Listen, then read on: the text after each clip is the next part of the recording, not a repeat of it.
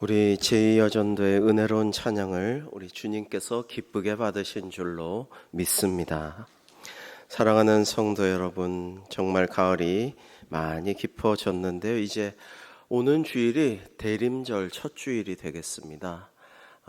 이때에 하나님의 은혜가, 주님의 평화가 우리 가운데 가득 내리시기를 주님의 이름으로 축복합니다.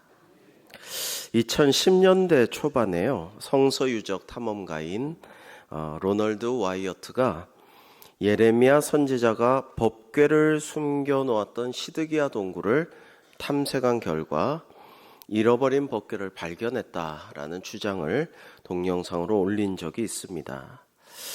그런데 이런 것은 좀 성경에 나와 있지 않은 이야기니까 이설인데, 사람들은 이런 게 참 재밌다 보니까 관심을 많이 갖곤 합니다. 예전에 그 해리슨 포드 주연의 레이더스, 굉장히 작품성과 흥행성에 큰 성공을 거두고 이후에 주인공의 이름을 따라 인디아나 존스 시리즈가 나왔었는데, 원래 레이더스 1편이 법궤를 찾아가는 그런 영화였죠. 법궤를 히틀러가 찾아가지고 이 법궤의 능력으로 법궤를 가지고 행군하면 다 이긴다, 이런 믿음을 가지고 그러니까 연합군도 인디아나 존스 박사를 통해서 법궤를 히틀러가 못 찾도록, 우리가 찾도록, 그런 얘기입니다. 재밌긴 하지만 이런 것은 너무 마음을 뺏기면 안 되겠습니다. 그런데 로널드 와이어트 그 탐험가가 뭐라고 했냐면, 가장 흥미로운 부분이 이 법궤를 어디서 찾았냐면 골고다 십자가 지신 언덕에서 찾았다라고 주장을 했고요. 갈보리에서 주님께서 피 흘리실 때 그 보혈이 땅속으로 스며들어서 그 땅속으로 흘리신 피가 그 지점에 지하에 숨겨져 있던 이 법궤, 예레미야가 숨긴 법궤 위로 피가 떨어져서 굳었다, 응고되어 보존됐다, 이렇게 주장을 하였고, 그것이 살아있는 피더라, 이렇게 말을 했습니다. 그리고 그 피를 주장을 하기를 그 피를 분석해 본 결과 염색체 수가 23개였다라고 했습니다. 여러분, 사람의 염색체 수는 정상세포에서 46개입니다. 23개가 두 쌍인 거죠. 한 쌍인 거죠. 그래서 이 23개 염색체만 가졌다는 주장을 가지고 예수님이 동정녀 마리아에게서 나셨다라는 주장을 이게 뒷받침한다라는 것입니다. 그렇게 얘기했습니다. 그러니까 남자 염색체 23개는 없고 여성의 23개만 있다, 이렇게 얘기를 했습니다. 여러분, 그 많은 위인들이 시조, 고구려의 시조라든지 고려 시조라든지 수많은 신라의 시조라든지 중국 말할 것도 없고 전 세계에서 대단한 사람, 영웅, 왕, 어떤 민족의 시조는 탄생 설화, 탄생 신화가 있습니다. 알에서 났다든지, 로마는 늑대에게서 젖을 먹고 형제가 자라났다든지, 이런 이야기, 신화나 설화들이 많이 있습니다만은 예수님의 탄생은 사람이 만들어낸 전설이나 설화가 아니라 사실 그대로를 기록한 것입니다. 그게 복음서죠. 그런데 이 특별한 것은 여자의 몸에서 태어나셨지만은 성령으로 잉태되셨다라는 것입니다. 남편 요셉에게서 탄생하신 것이 아니라, 요셉을 통해서 부부관계에서 잉태되신 게 아니라 성령으로 잉태되셨다라고 합니다. 사도신경은 이 사실을 이렇게 믿음으로 고백합니다. 그는 성령으로 잉태되어 동정녀 마리아에게서 나시고, 라고 말이죠. 자, 오늘 본문과 더불어 예수님의 탄생을 보여주고 있는 마태복음 1장은 성령으로 잉태되셨고 처녀가 잉태하여 아들을 낳으리라고 예언하신 대로, 그 말씀대로 잉태되었다라고 말합니다. 예수님의 육신의 부모인 요셉과 마리아는 정혼을 하였지만 아직 결혼은 안 했는데 마리아가 임신을 했죠. 여러분, 그 2000년 전에 이스라엘 땅에서는 정혼을 하고, 약혼이죠, 보통 결혼하기 1년 전쯤에 정혼을 한 다음에 그 다음에는 혼전순결을 지켰다고 합니다. 그러니까 정혼은 해놓고 남녀 간의 관계는 갖지 아니하고 1년쯤 있다가 이제 결혼을 하는데, 정혼 기간에도 역시 부부로 사람들은 인정했다라는 거예요. 야, 요셉하고 마리아는 정혼했대. 저 사람은 지금 현재 법적인 부부야. 식은 1년쯤 후에 치를 거지만은 지금 부부나 마찬가지야라고 다 인정했다라는 것입니다. 근데 만약 이 시기에 정혼한 여자가 다른 남자와 간음했으면 처형당했다라고 합니다. 그러니까 마리아는 임신한 게 큰일이죠. 그런데 이것을 마리아의 법적인 남편 정혼자 요셉도 알게 되었죠. 요셉은 무척 기분이 나빴을 것입니다. 기분이 안 나쁠 수가 없죠. 자기가 혼전 순결을 지키고 관계하지 않았는데 임신을 했다? 그러면은 이제 고소를 해서 처벌을 받게 하고 위자료를 받아내고 파혼을 선언하고 이렇게 할 수도 있지만, 요셉은 의로운 사람이라 마리아의 입장을 생각해서 조용히 파혼하고 끝내려고 결심을 했습니다. 그때 주님의 사자가 그에게 나타나서 요셉에게 말합니다. 너의 아내 마리아는 성령으로 잉태된 것이다.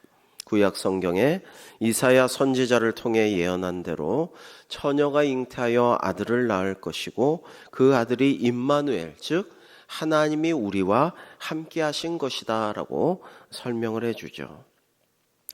요셉은 이 말씀을 믿음으로 받아들이고 마리아를 데려왔고, 동침하지 않은 상태에서 처녀의 몸으로 임신한 마리아에게서 예수님께서 태어나게 되셨습니다.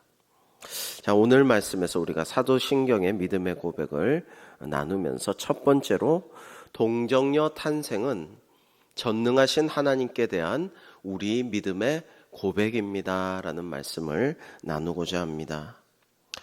여러분, 이 과학적이냐? 이렇게 말을 많이 합니다. 세상 사람들이 다른 건 뭐 믿을 수가 있겠다. 하나님도 믿겠고 하나님의 아들 예수님도 믿겠고, 근데 동정녀 탄생만큼은 못 믿겠다라는 사람을 종종 봤습니다. 왜 못 믿어요? 하면은 과학적이지 않지 않느냐. 이게 과학적이지 않으므로 나는 이성적인 사람이라 못 믿겠다라는 이야기들을 하는 경우를 종종 봤습니다. 이렇게 설명을 해줘도 사실 우리가 믿음을 가질 수 있는 건 성령님의 인도하심과 감동 감화시키심이므로 믿어질 수 있는 것이지, 우리가 이렇게 믿고 오늘도 예배하고 이게 기적이지, 안 믿는 사람이 못 믿겠다는 것은 또 어쩔 수가 없어요. 성령께서 강권적으로 역사하지 아니하시면 믿어지지가 않는다는 거예요. 비과학적이라서. 자, 성경은 마리아의 임신이 남녀 관계, 부부 관계 없이도 성령의 능력으로 특별하게 임신되었다라고 말씀합니다. 근데 이 성령의 임신은 인류 역사가 생긴 이후 유일하게 있는 일이었습니다. 다른 신화나 전설에서는 뭐 동물, 짐승, 뭐 맹수, 심지어 뭐 어떤 제우스나 신들, 뭐 이런 신과 인간의 아내, 뭐 이래가지고 헤라클레스가 나온다든지 뭐 이런 것들이 있습니다만, 이 하나님의 영이신 성령의 임신, 잉태, 이것은 인류 역사상 유일하고 다른 어떤 신화나 이런 데서도 없는 일입니다. 전에도 없었고 후에도 없었고 영원히 다시는 반복되지 않을 유일회적인 단 한 번의 사건이라는 말씀입니다. 이것은 우리 머리로는 이해할 수가 없죠. 하지만 이해하지 못한다고 해서 믿을 수 없는 것은 아닙니다. 우리가 이것을 잘 생각해야 돼요. 내가 이해 못할 것은 참 많습니다. 너무나 이해 못할 게 많아요. 심지어 배우자 간에도 평생 난 당신을 이해를 못하겠어 라고 하지만 그렇다고 같이 못 사는 건 아닙니다. 자녀들, 나는 너희들 이해를 못하겠어. 그러나 진짜로 이해는 못하겠어요, 자식을. 그러나 사랑하고 도와주고 사고치면 메꿔주고 그러면서 살아가는 거죠. 이해 못한다고 해서 못 사는 것도 아니고 믿을 수 없는 것도 아닙니다. 믿을 수 있어요. 비록 아이가 하는 행동을, 손주가 하는 행동을 이해는 못하지만 믿어주고 지원해주고 도와줄 수도 있고 사랑할 수 있다라는 것입니다. 그래서 우리가 우리의 이해를 뛰어넘는 하나님의 역사에 대해서 믿음으로 받아들일 수가 있다라는 것입니다. 우리가 믿는 것은 우리 자신의 이해력이 아니라 하나님 때문입니다. 하나님을 믿기에 전능하신 하나님, 내가 이해하지 못하지만 다 이해할 수 없지만 아니 대부분 이해할 수 없지만 신비로운 하나님을 나는 전능하신 하나님을 믿기에 하나님께서 하시는 일을 이해할 수 없어도 믿을 수 있다라는 것입니다. 여러분 동정녀 탄생, 성령으로 예수 그리스도께서 잉태되시고 탄생하심을 믿으십니까? 이것을 꼭 믿어야 돼요. 이해할 수 없어도. 저는 요즘에 과학책을 종종 봅니다. 예전에는 문학책, 철학책, 역사책을 보면서 변론하고 전도하고 선교에 쓰고 설교에 쓰고 이러려고 했습니다만 요즘은 과학책을 많이 보면서 어떻게 하면 현대인들에게 하나님의 진리를 잘 전할 수 있을까를 고민하고 많이 보고 있습니다. 요즘에 제가 전혀 몰랐던 사실을 알게 됐는데 굉장히 은혜가 되더군요. 그래서 여러분에게 소개하려고 합니다. 여러분 신경세포가 있어요. 신경세포가 있는데 그 세포는 그냥 세포 하나죠. 그냥 아무것도 아닙니다. 세포가 있습니다. 그런데 여러 개의 심장의 신경세포가 모이면요. 우리 가슴의 심장에 신경세포가 여러 개가 모여요. 그러면 아무것도 아닌 어떤 권능이 없고 어떤 능력이 없고 어떤 실용성이 유용성이 하나도 보이지 않던 단순한 신경세포인데 이게 심장에 여러 개가 모여 있으면 이 심장을 구성하는 신경세포가 어느 순간에 박동을 시작하게 됩니다. 뛰기 시작해요. 그래서 우리가 죽을 때까지 심장세포는 그거 하나하나 다 떼어내면 다 분석해보면 다 따로따로 떼내보면 역시 아무 일도 일어나지 않는 그냥 신경세포예요. 근데 이게 모이면은 두근두근 쿵쿵 하면서 심장 박동을 일으켜서 피를 순환하게 하고 우리를 살게 만들어 줍니다. 참 놀라운 일이 아닐 수가 없어요. 더 놀라운 것은 우리의 뇌입니다. 뇌는요 수백조 개의 신경세포 덩어리입니다. 수백조 개가 돼요. 뇌세포도 역시 떼어내서 아무리 그거를 분석해도 아무리 뜯어봐도 관찰해도 아무런 특징이 발견이 되지 않아요. 거기에는 어떤 권능도 없고 실용적인 능력도 없고 어떤 효용성이 없어요. 그냥 신경세포예요. 뇌세포라고 특별한 게 없어요. 그냥 물렁하고 희끄무리한 세포 덩어리입니다. 그런데 수많은 수백조 개라고 했죠. 수백조 개가 모여있는 뇌에서는 갑자기 지능이 생겨나고 감정이 생겨나고 자아라는 자의식이 생겨나고 내가 이건 내 마음대로 자유를 누리면서 해야지 자유의지가 생겨납니다. 이것을 창발적인 기능이라고 합니다. 창발이란 남이 모르거나 하지 아니한 것을 처음으로 새롭게 밝혀내거나 이루는 일을 창발이라고 합니다. 그러니까 이거는 창조주이신 하나님께서 우리에게 은혜의 선물로 내려주신 거예요. 창조자의 권능과 신비로운 섭리 아니고서는 우리는 과학적으로 아무리 뜯어봐도 작동 원리를 몰라요. 물리적으로도 화학적으로도 어떤 과학적으로도 밝힐 수가 없어요. 지금까지 못 밝히고 있습니다. 그러나 이게 많이 모여 있으면 놀라운 일이 일어나요. 뇌에는 그런 기능이 생기고 심장에는 박동이 생깁니다. 여러분 또 생각해 보면 뇌라는 것은 두개골이라는 감옥에 갇혀 있죠. 한 번도 세상을 직접 경험한 게 아닙니다. 뇌는 직접 보는 것도 아니고 듣는 것도 아니고 냄새 맡지도 만지지도 못하죠. 그저 감각 기능이 한 것을 뇌가 다 받아들여 갖고 눈이 본 것을 뇌에서 인지하고 코가 냄새 맡은 것을 뇌에서 느끼고 손이 만진 촉감을 뇌에서 감지합니다. 근데 이게 어떻게 그렇게 되는지 아직도 뇌과학자들이 우주를, 화성을, 달을 가고 있지만 전혀 밝혀내지를 못했습니다. 여러분, 이렇게 우리 몸을 만드신 하나님의 창조의 신비가 참으로 놀랍습니다. 인간은 그것들을 다 규명할 수 없습니다. 아니, 너무나도 조금밖에 지금 규명하지 못하고 있어요. 그래서 최고의 과학자 중에 하나였던 뉴턴을 비롯해서 현대과학자 아인슈타인을 비롯해서 모든 과학자들이 최고의 경지에 오른 사람들은 아주 겸손하게 됩니다. 나는 바닷가에서 모래알 하나만 발견하고 예쁜 조개 껍데기 하나만 발견하고 예쁘다 기뻐하는 천진난만한 어린아이 같다. 그러나 하나님은 이 모래사장과 저 푸르른 바다를 다 만드셨지, 하늘도 만드시고, 이렇게 겸손하게 고백할 수밖에 없다라는 것입니다. 이게 과학적이 아닌데 하나님의 하신 말씀을 못 믿겠다? 이거는 사실은 너무나 무지한 얘기고 또 교만한 얘기고 뭘 너무 모르는 얘기죠. 그걸 자기가 이해 못한다고 해서 못 믿겠다라는 것은 안타까운 일입니다.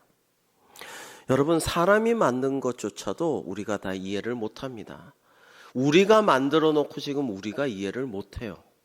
인공지능 역시 구글의 딥마인드 알파고는 프로기사들의 수많은 프로기사의 키보드를 컴퓨터에 입력했어요. 그냥 저장했어요.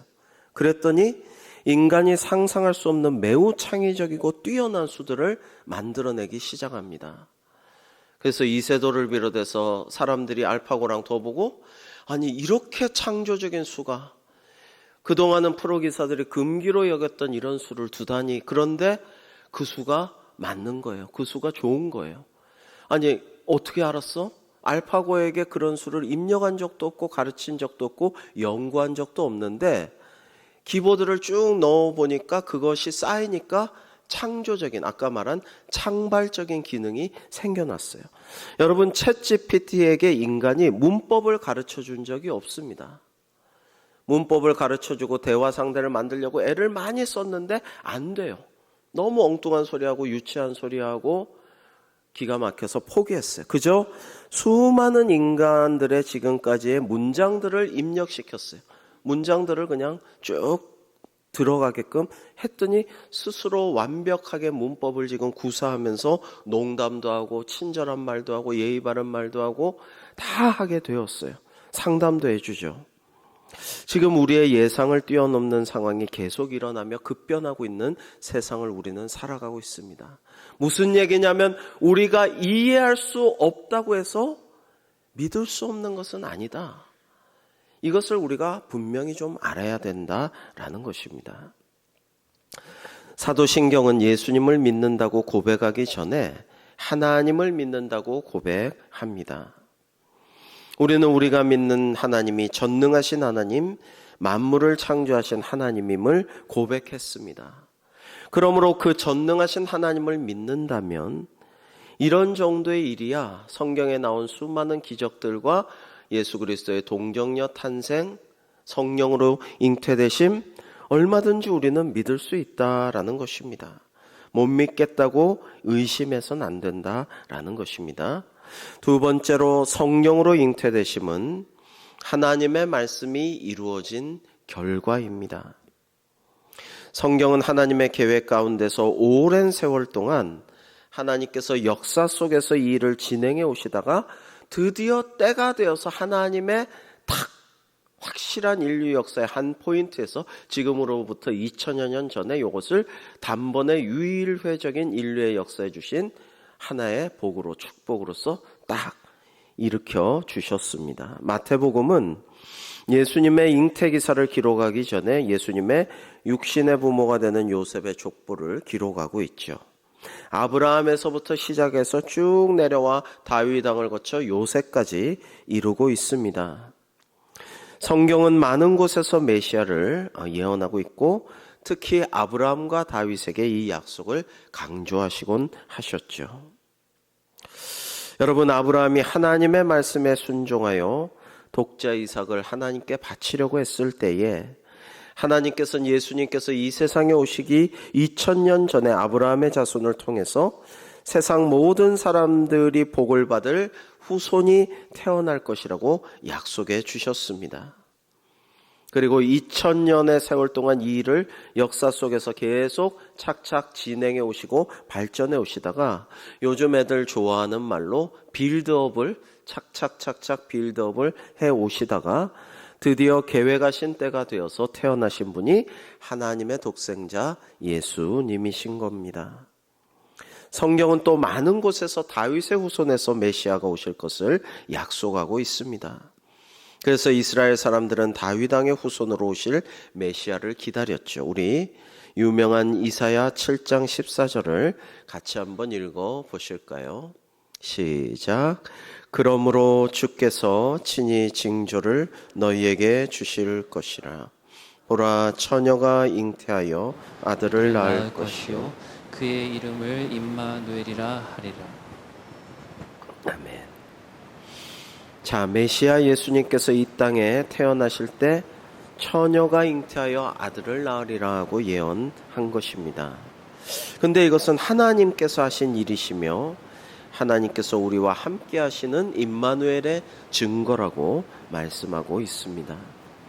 그러니까 오랜 세월 동안 역사 속에서 이 일을 빌드업 하시다가 이제 성취하신 것이 동정녀 탄생, 예수님의 잉태되심이고 탄생하심이다.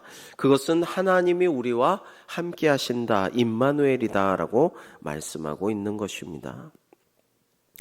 자, 성령님을 통해 잉태하신 것을 어떻게 이런 일이 일어날 수가 있는가? 이것은 역사상 없는 일이고 우리가 이해할 수 없는 일이고 우리가 받아들이기도 어렵지 않는가라고 생각할 필요가 없습니다. 천지 만물을 말씀으로 창조하신 하나님께서 어떻게 그렇게 하실 수가 있었는지를 우리는 알 수가 없습니다. 이해할 수도 없죠. 바다의 신비도 하늘의 그 놀라운 신비도 우리 인간 몸의 신비도 도저히 우리는 못 밝히고 있죠. 그런 가운데 우리가 어떻게 하나님의 아들 독생자 예수님께서 성령으로 잉태되셔서 동정녀에게서 나셨을까만 유독 이해가 안 된다고 해서 못 믿어서는 안 된다라는 것을 다시 한번 말씀드리고, 어떻게 성령으로 잉태되신 걸까 호기심을 갖고 관심을 가지고 이해도 못하겠다라기보다는 왜 성령으로 잉태되셨는가, 어째서 예수님은 성령으로 잉태되셨는가에 관심을 가져야겠습니다. 그래서 세 번째, 어떻게가 아니라 하나님께서 왜 그렇게 하셨는가에 우리는 주목해야겠습니다. 우리가 성경을 읽을 때 어떻게라는 데 관심을 가지면 이해할 수 없는 부분이 많고 그 말씀의 의미를 찾을 수 없을 때가 많습니다. 여러분, 여리고성을 난공불락의 그 높은 고성을 엿새 동안 나팔만 불고 한마디도 하지 않고 돌다가 일곱째 날 소리치니까 그 튼튼하던 성벽이 와르르 무너졌다. 이걸 어떻게 이해할 수가 있을까요? 어떻게를 이해하려고 고민하고 몸부림치고 그냥 괴로워하지 말고 왜 하나님께서 그렇게 하셨는가?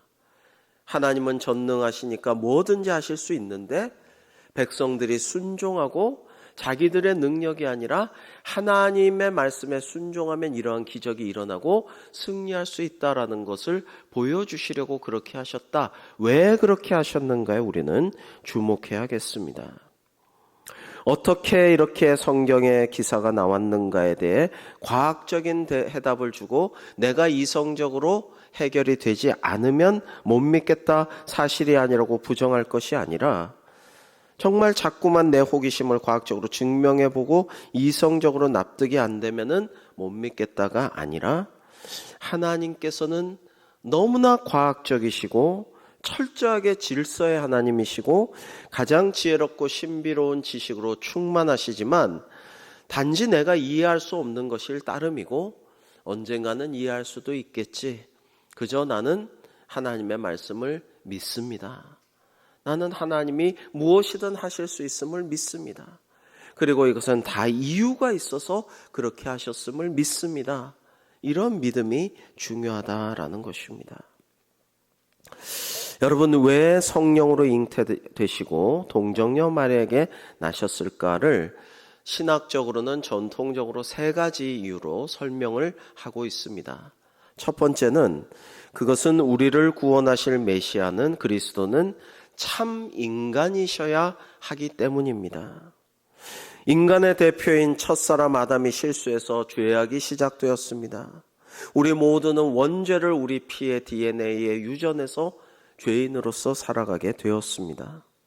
그래서 우리의 죄를 대속하실 하나님의 아들이 오실 때에는 하나님의 뜻에 순종할 또 다른 인간 대표가 있어야 한다라는 것입니다. 그래서 예수님은 참 신이시지만 더불어 참 사람으로서 인간의 몸을 입고 사람으로 이 땅에 오신 것입니다. 사실 초대교회 시대 어떤 사람들은 예수님께서 기적을 행하시고 자연을 복종시키시고 귀신을 쫓아내시고 사람이 할 수 없는 일을 행하시기에 예수님은 사람처럼 보이지만 사람의 탈을 썼지만 사실은 신이고 사람은 아니다. 여러분, 이것도 이단입니다. 이런 이단들이 많았습니다. 참 신이시지만 사람은 아니다라는 그런 것도 이단이고, 거꾸로 역도 이단입니다. 하나님은 신은 아니시고 인류의 스승이고 위대한 성인이다. 이것도 이단이죠. 자, 예수님이 사람이 아니라고 하면은 이단이 돼요. 참 사람으로 태어나시는 것을 증명하는 일이 바로 인간인 마리아에게서 나신 것이다 라는 겁니다. 두 번째로 예수님께서 성령으로 잉태되심은 죄가 없는 분이셔야 했기 때문입니다. 우리 모두의 죄를 대속하시기 위한 구원자로서의 반드시 필요한 조건은 예수님은 아무 죄도 없으시다라는 것입니다.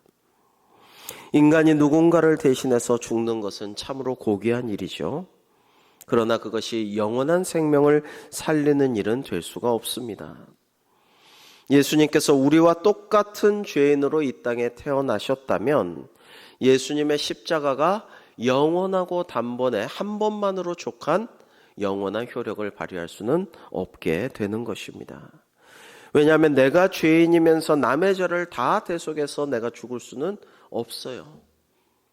피 흘림이 없이는 죄사함이 없느니라고 말씀 성경에 되어 있지만, 나도 죄인이면 내 죄값도 그거를 부족한, 다 갚기가 부족한 죄값으로 내가 피를 흘리고 죽는 것이지 남의 죄를 어떻게 다 대속하겠습니까? 더구나 십자가 사건 단 한 번으로 인류의 모든 사람들을 믿는 자마다 그 죄를 대속하고 구원하실 수 있는 권세를 가지시려면 자신의 죄 때문에 형벌을 받아 십자가에 죽는 것이 아니라 아무 죄도 없으신 하나님의 아들께서 아무 죄도 없지만 우리 모두의 죄를 대속하여서 죽으실 때에 우리의 죄가 속해질 수가 있다라는 것입니다.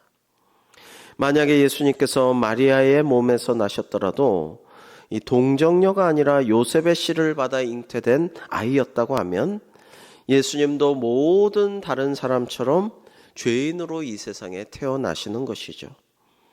인간인 아버지와 어머니를 통해 태어난 모든 사람은 다 결국에는 아담의 피, 아담의 DNA를 가족력이죠. 일종의 유전으로 물려받은 원죄를 지니고 태어나는 태생적인 죄인일 수밖에 없습니다. 죄의 본성을 원초적으로 태어난 가지고 태어난 존재인 거죠. 자, 그래서 결국 죄 없으신 분으로 태어나시기 위해서는 하나님의 영이신 성령님으로 잉태되셔야 했고 동정녀의 몸에서 나셔야만 했던 것입니다. 수많은 인류 역사 동서고금의 신화와 탄생 설화에서처럼 사람들의 흥미를 돋우고 그 사람을 높이고 위에 선조들 여러분 용비어천가 보면은 태조 이성계의 6대조까지 다 용이다, 대단한 영웅이다, 이렇게 찬가를 부르고 있지만 그런 허탄한 거짓말 말고 정말 다른 사람과 처음부터 다른 존재라는 것을 강조하려는 그런 의도 이런 것 말고 이 분명한 목적과 이유가 있어서 성령으로 잉태되셨다라는 거예요. 왜라는 것이 중요해요. 왜냐?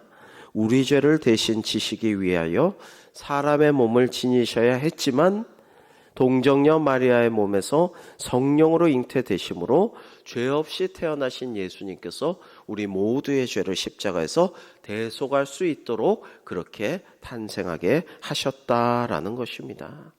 사람은 사람이지만 죄가 없이 성령님의 잉태하심으로 예수님은 태어나셨다라는 겁니다. 마지막 세 번째로 성령으로 잉태되심은 우리의 구원을 위해서입니다. 모든 성경의 가장 중요한 주제는 여러분 무엇입니까? 결국에는 구원인 것이죠. 구원이 가장 중요한 것입니다. 여러분 왜 교회 다니고 왜 신앙생활 합니까? 뭐 다른 거는 다 부차적인 거예요. 구원 때문이에요.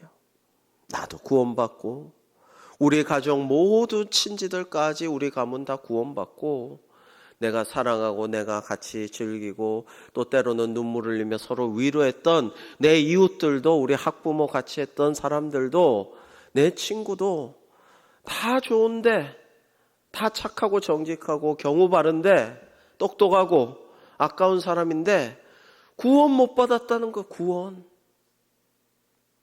얼마 전에 우리 성도님 세 가족의 이제 장인 어른 예배를 갔는데 참 우리 성도님들 감사하더군요. 여러분들이 오셔서 함께 해주셨고 토요일 날 바쁜데도 많이 와주셨고 또 시무장로님도 4분이나 같이 가주셨어요. 참 감사한 일입니다. 불교식이에요.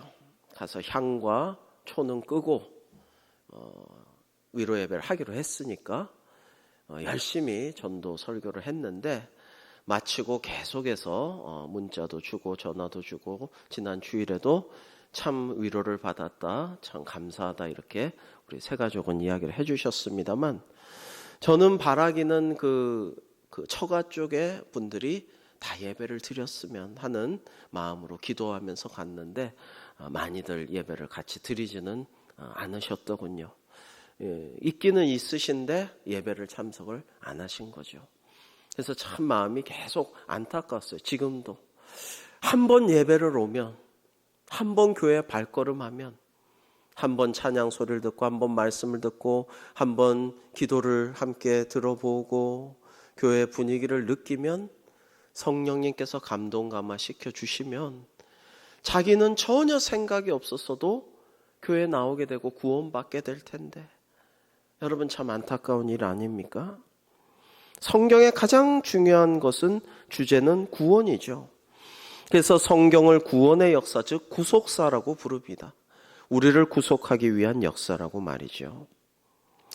구원 문제는 근데 내가 사실은 스스로 해결이 안 돼요.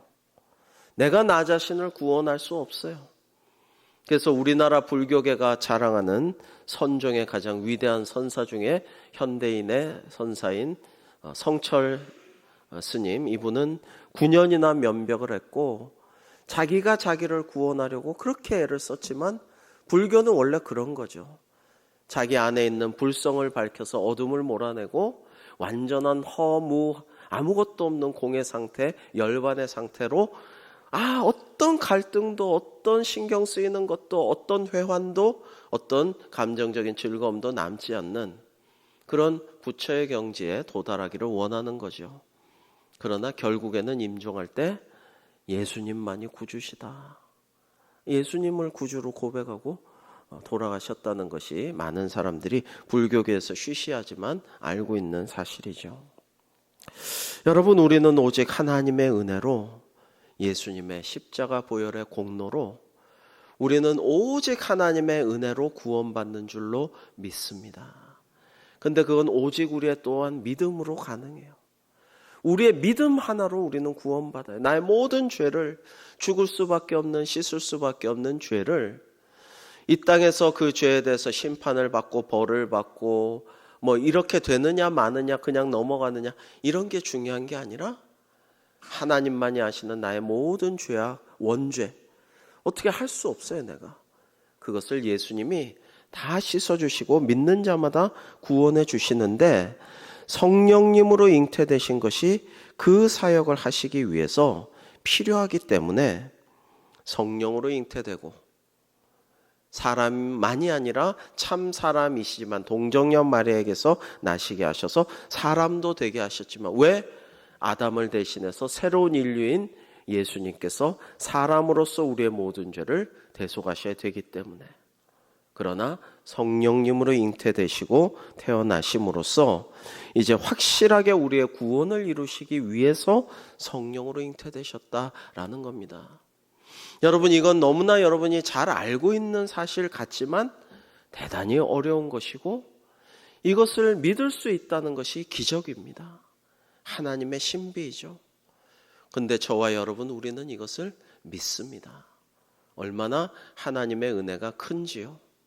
성령으로 잉태되신 우리 구주 예수 그리스도를 믿음으로써 우리의 구원의 반열에 든 우리가 천국에 이를 때까지 흔들림 없이 전진하며 서로 손에 손 맞잡고 기도하고 축복하면서 이 길을 걸어갈 뿐 아니고, 이것을 도저히 못 믿겠다고 하는 이들에게도 내를 얻으나 못 얻으나 전도하여서 그들도 구원시키는 우리 모두가 되기를 주님의 이름으로 축복합니다.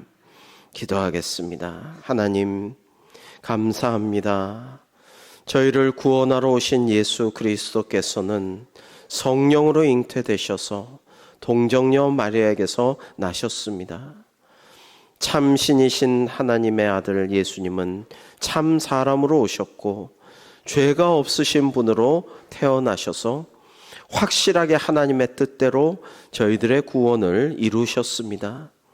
이러한 신앙 고백으로 오늘도 세상이 무엇라 하든지 과학적으로 이성적으로 납득할 수 없다고 하는 사람에게도 이러한 복음을 증거하며 어떤 시험과 유혹 가운데서도 흔들림 없이 믿음의 길을 걸어가는 우리 모두가 될 수 있도록 인도하여 주시옵소서. 예수님의 이름으로 기도하옵나이다. 아멘.